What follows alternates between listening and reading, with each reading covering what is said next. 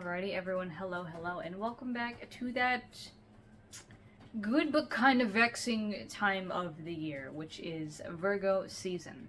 As a Virgo myself, I really enjoy this time of year. This is the time of year when finally the weather's getting a little bit cooler, all of the shenanigans of summer are behind us, and it's also that school time, right? We are all used to going back to school in the fall, and so even though it's not the new year, there is that sense of newness that makes it a really good time to kind of start thinking about new goals, especially in the realms of like academia and personal routine and all these other things. Pair that, of course, with all of the cute dark academia outfits you can wear and all of the nice fall things that are starting to pick up, and it is a late summer baby slash early autumn baby's dream. And of course, for anyone who knows what Virgo stands for, it seems like no coincidence that this would be the case, right? So this is that time where, again, we're getting our academics unlocked, we're getting our routines back in order, we're getting back on that normal schedule, all of the summer fun and, just total craziness is out, done, put away until next year. So knowing what Virgo does, it's easy to see why this happens. However, today I really would like to tell you just a little bit about how I'm spending Virgo season, how I'm gearing up for the rest of the year, how you might think about doing that, and also a little bit about why it is that we feel the way we do through these sun sign transitions. Because if you think it's just Virgo season effect in September, I'll tell you right now that's not the case. There's October with Libra season, there is Scorpio in November, and there is Sagittarius in December, and they all have their own place in this kind of end of year or wrap up. So let's dive in. So as y'all might figure, we are in our last third of the year. We got 12 months in the year. You divide that by 4-month period. This is our last 4-month period. And as a result, anything that we were kind of starting in January through, say, April, anything that we were just kind of throwing out the door between May and August, now it's time to lock in. It's time to buckle up, and anything that we didn't quite get to or that kind of went off the rails, it's time to pull it back. And that's why I said, it's no coincidence that we start with Virgo season, because Virgo, the mutable earth sign ruling the 6th house of health and service, is all about getting routines, getting, all things organized, getting all the details just right, and building a solid foundation. For example, a lot of people in the start of the school year, they want to start some kind of new routine, maybe going to bed earlier, maybe picking up more exercise, maybe really committing to getting their academics unlocked because, again, school's starting up. Whatever it is, Virgo has the energy you need to really go for it, to really get in there and do that, because Virgo is the planner, the ultimate planner. Of all the earth signs, Virgo is the one that can kind of see ahead a little bit, see where things might go off the rails, and make several plans to deal with it. So Virgo is that sign that keeps things organized, detailed, and she runs one hell of a tight ship. So if you're trying to get your routines together, especially after a messy, fun-filled summer where routine just kind of went out the door, lock it in now. Think about what you want. However, because Virgo is mutable, meaning that Virgo is more go with the flow, easily adaptable, and ready to pivot at a moment's notice, this also means that you don't have to stick with the routine you make right now. Right now is the planning phase, but also the figuring it out phase, in that if you find that something doesn't quite work for you when you try it out, it's okay to pivot and take note of what's working, what isn't, so you can make that really solid foundation before you get into the rest of the year when you really need to have everything all up and running. It's also the time to show yourself some grace, because as that sounds like, if you don't really know what works yet, you might fumble, you might mess things up, you might not have the smoothest start, and that's okay. That's what this season is for. It's for working through those little kinks in the plan and making sure that theory actually translates to reality. Now that's really important, because the next month, October, has Libra's scales hanging over us. Libra is one of those really interesting signs. It's a cardinal air sign, which means that unlike Virgo, being mutable, right, being go with the flow, pivot, ready to adjust at a moment's notice, ready to, throw things out and start over, a cardinal sign, of which there are Libra, Capricorn, Aries, and Cancer, these signs are leaders. They're the ones kind of directing things. They're the ones overseeing and making sure that the overall vision is still being implemented. Virgo likes to hang out in the weeds and the details, but cardinal signs just like to know that the work is being done, that the deadlines are still being hit, that things are still running smoothly, no matter what the mutable signs are doing to make sure of that on the back end. Likewise, as an air sign, Libra is not so much about material reality like earth signs are, like Virgo, which is all about, again, health, service, and career, especially when it comes to how you're working with other people. Libra, of the 7th house, ruled by Venus, is very much about relationships with other people, and especially relationships that give you something material. Say like a marriage that has a really good financial backbone. You marry someone that has a lot of money, bang, that's the kind of thing that Libra is really well versed in, making sure you're choosing your friends very wisely. And of course, being ruled by Venus means that she's very much in that aesthetic realm. She loves all of the fine things, all of the pretty things, all of the pretty people, situations, all these kinds of things. She wants things to be balanced, fair, calm, and easy. So in a way, you can kind of think of Virgo here like a situation where you would prepare for court. And then October is the courtroom. Because Libra is very much that leadership sign, this energy is going to permeate into October. So if you don't have things together, Libra's going to look at you and very much take you to task on that. Libra's going to say, where are things out of balance here? Where would you like to shift things so we can keep on with our main goal? Where are you forcing things to work that are not working? And it's going to ask you those questions, and it's going to say, fix them. Fix them quickly. Because boy, will you need to fix them quickly. In the end, even if Virgo runs a tight ship, Libra demands that you do not go down with that ship. And that's big because come November, Scorpio season, if it's not all together, if it's not all on lock, if it's not running smoothly, Scorpio is going to show you every single place where you are failing. And so Scorpio is a fixed water sign. And this means that as a fixed sign, Scorpio is very set in its ways. Like Leo, like Taurus, like Aquarius, these signs, they know what they know, they like what they like, and that is that. But being a water sign, Scorpio is also very involved in emotion, intuition, intrigue, mystique. Very much those subconscious, kind of almost spiritual-like things. In fact, I think the common wisdom is that Scorpio is just Pisces in a leather jacket. So, do with that what you will. But Scorpio is also extremely intense. Ruled by Pluto, it's very hardcore energy. It's not something you can really get away with. It's all about that power, that destruction, and that rebuilding. Very much like the tower in a planet. And it also rules the 8th house of occult religion, of, spiritual taboo, the darkness, dark sides of us, all these hidden things.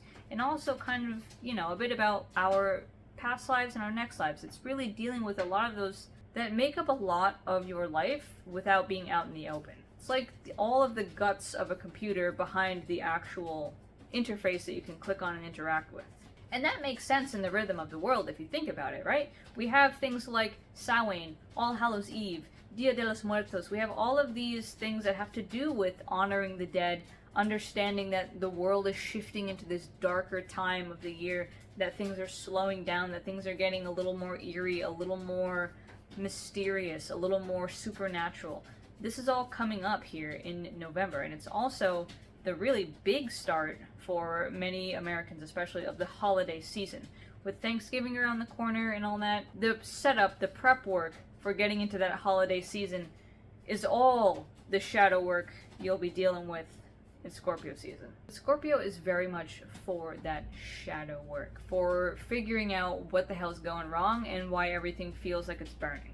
And a lot of this might not even stem from Scorpio itself so much also as the fact that you are halfway through something. For all my friends who are in school right now, who are in college or in high school or anything else, if you are in a school setting, you know that this first half of the year, this first semester, you're halfway through it. And that halfway point's really difficult to deal with because this is the point where it feels like you've come so far, but there's still so long to go. It's exhausting, and it's going to test you, and it's going to push you. And let me tell you, if those foundations you set up in September, and that you revised and brought to court and figured out in October, are not solid, November may be hitting a little harder than you would like. So maybe this is a time where you have to retreat from other people before the holiday season. Maybe this is a time where you gotta figure out your mental before you can deal with anything else. Maybe this is a time where you get more into spiritual practice, ancestral work, more of your own just magical workings, anything that's going on here. This might be the time to do that if you find that the physical reality is just getting insane. But once you figure that out, though, once you have that whole groundwork down and you've really said, yup, for better or worse, this is what we're rocking with, this is what we got, now comes my favorite part of the year, and that is Sagittarius season. This is my favorite even over my birthday month, honestly. I'd say they're both pretty up there. One because, okay, finally we're getting everything back together. The other because it's the holiday season. I mean, for us Americans with Thanksgiving, that comes right up at the end of November. That's right at the start of Sagittarius season. And so too does that whole cozy holiday feel just seem to wrap up the entire of December all the way up until Capricorn season starts around that winter solstice and Christmas. By this point, all of the good things are out. All the hot chocolate, all the goofy little Christmas movies, all of the other holidays that are going on and taking place at this time, you know, Hanukkah and all these other things. Everything is alive with that sense of joy and cheer and luck and just all of the magic of the end of the year. It's also the time that if you're working, you got a job that, you know, most people are already mentally checking out, if not physically, and also the time when in college the semester is now ending, or for kids still in high school or something, this is a time when you get a big, fat, juicy 2-week break. It's nice. Overall, it's just a time of joy, celebration, and acknowledging that you survived an entire another calendar year, which is a big deal. That's a big deal. But there you go. That is your remainder of the year. If I had to pull up an astrology chart here and treat it like some kind of roadmap, I'd stick a pin about right here and say that that's where we are. And right now, as we go forward, and maybe this will give you some things to think about too with what's left of September Virgo season, oh boy, have I had plans for September and Virgo season. Let me tell you something. The past 3 months are my least favorite months of the year. Do I love summer? Absolutely. Do I love going to the beach? Of course. Do I love having fun with friends? Yes. But the absolute killer combination of Gemini, Cancer, and Leo over the course of the summer always screws me up. Every time I think it's not gonna, it does. Because inevitably, there's some level of disaster in here. There's some level of routines falling apart, of things going haywire, of everyone and everything and everybody trying to just grab a piece of your attention that makes it fun, stimulating, great, but also exhausting, also overwhelming, and just generally a lot. And that's why I'm always so glad when September runs around, because then all of the shambles my life has kind of devolved into by the end of summer gets wrapped back up nice and neat, dusted up, fixed up for the rest of the year. It's just good. So to that end, to explain a bit more of what I'm talking about, this summer, yeah, I got a lot of work done and everything was fun. I hung out with friends and I went on a little staycation and it was great, but I completely wrecked my routine and my fitness basically ground to a halt because it's hard to focus on fitness and routine when every day is kind of, a cute little summer party. My work-life balance was a mess. I was spazzing about how much I was actually getting done on projects because they weren't done enough for me to feel good about them yet. It was just such an emotional roller coaster that my little earthy Virgo self really doesn't like to deal with. And so to that end, just a couple weeks ago, I got off of my little staycation, in which really was supposed to be an opportunity for me to chill out, rest, and recover from a very hectic, busy work schedule and just busy summer life. But it was as I was rotting there playing Slay the Spire on hour 7 of the day that I realized that I still didn't really feel very rested. I was thinking to myself, is this really vacation? Is this really it? And well, of course, yeah, I had fun day trips in between that took me all over the place and had me seeing new things and fun things and oh boy, exciting. Those general moments of I'm just going to do nothing, no work, just fun. They weren't as satisfying as I would have liked, especially at first, because I was just kind of spending time doing whatever when there was a bunch of other stuff that I genuinely would have enjoyed doing, right? My work, because I actually liked my work. But still, to that question of, is this really relaxing? Is this really, vacation?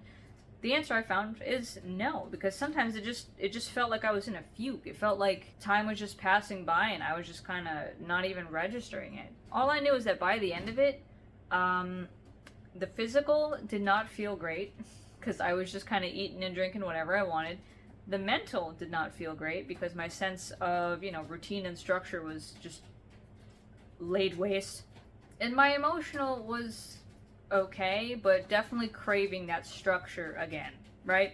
All of those little irresponsible thoughts I ever have about what if I just didn't do my routine today and instead did whatever I want, they were answered in that vacation, and the answer was very much no. We gotta get this back on track. But now, here's the thing. How does one go between eating and drinking whatever they want, having a good time, partying with friends, doing whatever on vacation, to a really strict, focused routine without feeling like they just got hit by a bus? Well, with a 9-day novena to Saint Michael the Archangel and a 9-day Catholic fast. That's how. And let me be so explicitly clear, I am not recommending anything that I'm showing here. I'm not recommending anyone do anything that I'm showing here.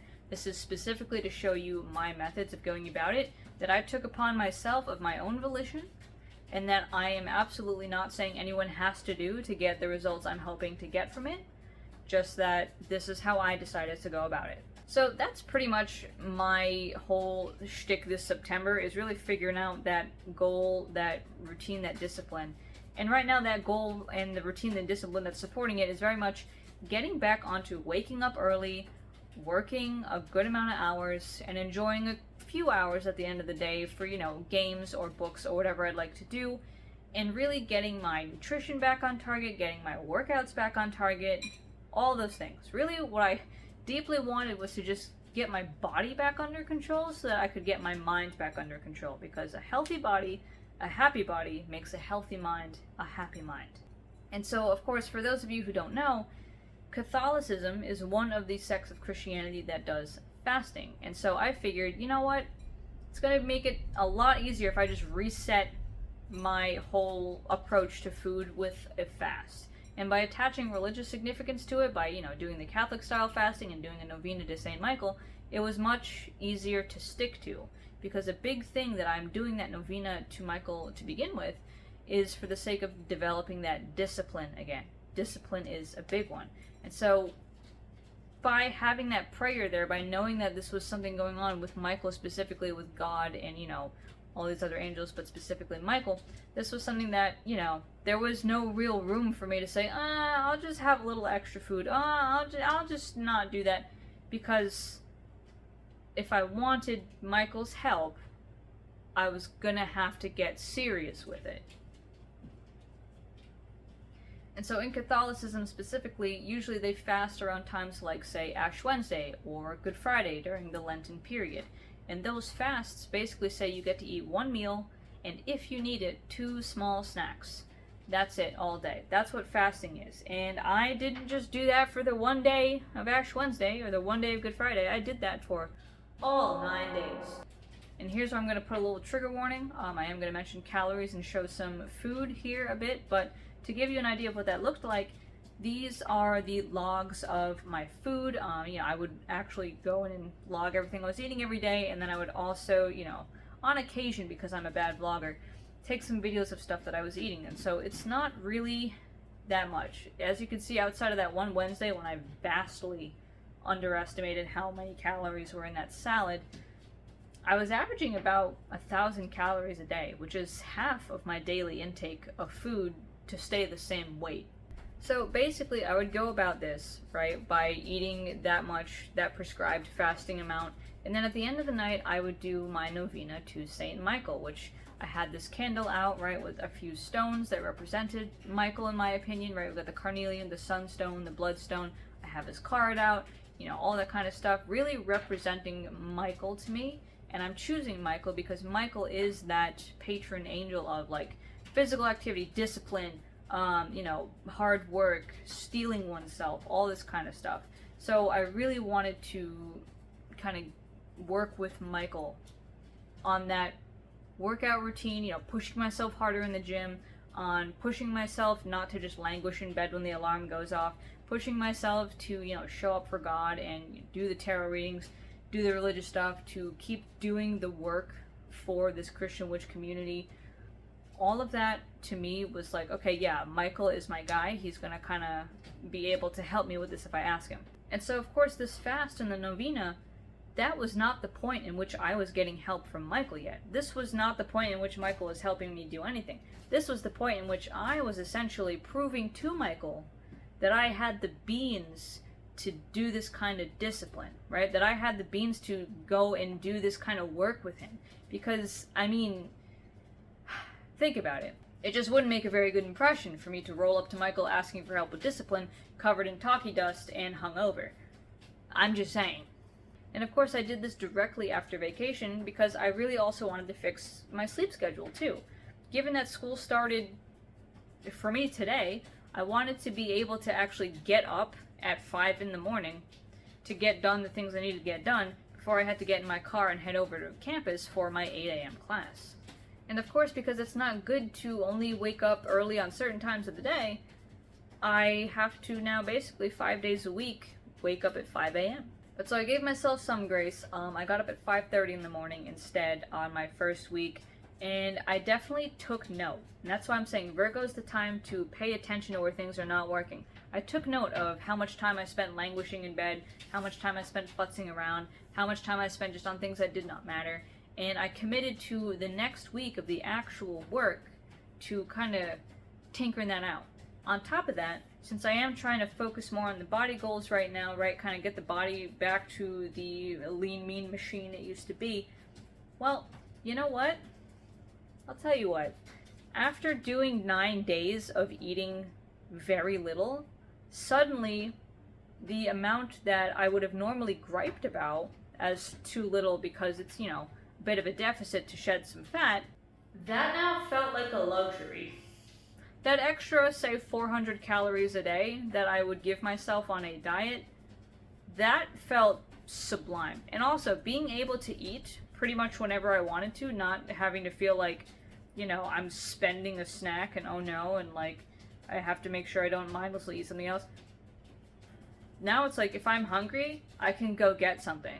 I still log it and make sure that I'm, accountable and disciplined, but now it feels fine. If I had gone directly from like eating and drinking whatever I wanted to that, normal like little, okay, yeah, let's work out deficit, it would have been miserable. But because I pushed myself and I really, nose to grindstone, attached that significance, challenged myself for these 9 days and did that, now suddenly it's a sense of ease. It's a feeling of normalcy again. It's like my relationship with food is now better for me personally, because I'm not sitting here constantly grabbing for snacks that I don't actually need that make me end up feeling kind of icky. I'm not sitting here, thinking to myself, oh yeah, let's just go like make a drink for fun because it's summer and, I'm not doing anything. No, now it's very much like drinks are reserved for special occasions like my birthday coming up, like, Halloween, I guess, like this punk concert I'm going to, things like that. But it's not just like any time I feel like, once a week or so. It's very specific occasions. And it's also, with the food, very much more like focusing on getting enough protein so I can actually build the muscle I'm trying to build, so I can actually work harder, so I can actually get the energy I need to do things I'm trying to do. Because when I'm not tracking, I tend to like eat all out of whack and not at all eat the things I need to support myself. Having the kind of schedule I'm going to be having throughout the rest of the year requires me to be on top of it, and that's why that discipline has to be so on lock. And funnily enough, there's a big challenge I was going through with the demons and the work that I do with Lucifer and the Infernal Divine that I could not for the life of me figure out. This challenge lasted all summer. This challenge was so difficult, I couldn't really understand what I was trying to do. I couldn't understand what the point was. I couldn't understand why everything just felt impossible and not correct. But it was doing this novena and doing this kind of 9-day fast that I got to a point in the gym where I was so in a fugue, so like, just low blood sugar and stuff, because my snack was a cheese stick and not actually anything carby. Oops. But I was in such a fugue, in such feeling weak and feeling tired, that I had two options, which were cut the workout short and go home, or just absolutely rebel against the entire thing, against that sense of weakness and everything about it, and push through. And so I chose the latter option, and I pushed through it so hard that I suddenly got this sense of like a second wind, where suddenly like it felt as if I was unconquerable, unstoppable. And it was that moment that I figured out the 3-month dilemma I was having with the Infernal Divine. I kid you not. And so going forward now, yeah, suddenly it's a lot easier to get up at 5 and to do all the things I need to do, to jump right into the work, to not waste time screwing around. It's a lot easier to go without food in the times that I need to do that. For instance, like today on campus. I don't want to spend money on lunch all the time, and I don't really have the means to pack my own lunch. So I eat before I go, but then that's it. I don't eat again from like 7 to 2:30 in the afternoon. And that's a long time. So it's learning to get comfortable with that little feeling of hunger just out of necessity, and to not get crabby and not get snappy and not get irritated with people in the middle of that hunger response. It's learning how to actually use my time, structure my time, and to put boundaries on my time. For instance, I work 9 hours a day, 6 days a week. That's it. No more, because any more and I'm just going to lose my mind. I'm just not going to have the time I need to live my life and actually properly recharge. Not like summer vacation recharge, but properly reset and prepare for another day. It also means that I'm defeating a bit of a bad habit in which I like to put things off, and then I put things off so much that I don't do them. And it's been nice so far. So I'm still in the throes of the first week of this plan. As I was saying, I've got all Virgo season to figure out if this plan is really going to work and really going to make all the stuff I need to do happen by year's end. Only time will tell right now, but I'm feeling pretty good about it. And so, in the end of the day, whatever you're trying to work on this Virgo season, whether that's new career, whether that's body goals, whether that's just general discipline and, being able to do stuff when you say you're going to do stuff, waking up early, getting your academics in order, whatever it is, go after it, chase it. Really think about what you know about yourself and what ways you can implement it that'll actually work for you, right? If you're not a morning person, don't try to do a morning schedule, right? Don't set yourself up for failure. Know the details about yourself to ensure as much success as possible, so that way you can have the best time possible. But anyway, as I go about this journey with Michael and of course with the Infernal Divines I'm still doing, let me know if you would like more updates on that. I can do some little things here and there, but otherwise that is the autumn overview, and that is the whole roadmap for what we're trying to do. So with all that said, I hope this gives you some ideas for what you can do yourself. I hope it was at least interesting to look through the little peek of how I went about it, and I'll see you guys next time for another video. See ya!